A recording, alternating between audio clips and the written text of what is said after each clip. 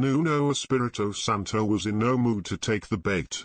After Thursday's punishing night in Rennes, when familiar issues resurfaced and two more players went lame, this was not the time for easy headlines or fantasy football. Harry is an amazing player. I will only speak about my players, said the Tottenham boss when quizzed on Sunday's battle between Harry Kane and Romelu Lukaku. But would he swap them if he could? I don't even consider that option, replied Nuno. Because, for me, it doesn't make sense.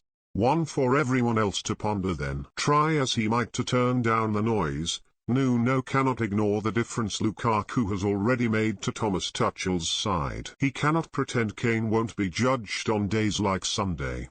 The striker's commitment to stay, that two-goal homecoming against Pacos de Ferreira, have long disappeared from the rear-view mirror, replaced by early warning signs and broken bodies.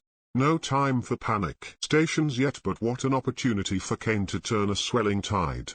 He has gone 3 Tottenham games without scoring, but more concerning is that his Premier League record this season reads, 198 minutes, 2 shots, no goals. Against Crystal Palace, Kane had neither a shot nor a touch in the opposition box in 90 minutes.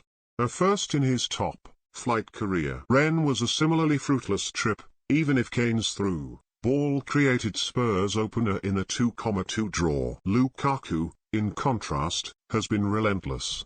Harry has to improve, admitted Nuno. We are in that process of trying to find the best levels of fitness. His dedication has been huge. Spurs players have been dropping like flies. Lucas Moura and Steven Bergwijn limped off in Rennes. Son Heung-min has been out too. Christian Romero, Giovanni Lo Celso and Davinson Sanchez return from quarantine in Croatia today following international duty, and could be thrown straight in. Where would Spurs be had Kane left after all? There were some whispers that the idea of joining Chelsea held some appeal for the England captain. He could have stayed in London while winning silverware. But it was a non-starter. Too big a risk for Kane and his legacy, too much for Tottenham chairman Daniel Levy to even consider.